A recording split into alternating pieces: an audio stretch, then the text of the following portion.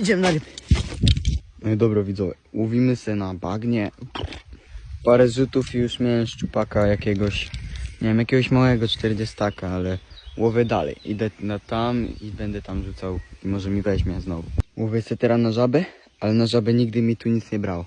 Tylko na popera. Odkryłem już, gdzie są szczupaki. Tam właśnie są takie Ja rzucam tam, ale lepiej, żebym tam nie rzucał, bo jak się zatnie, to nie wyholuje i wali się w te krzaki i nie wiem, co się stanie.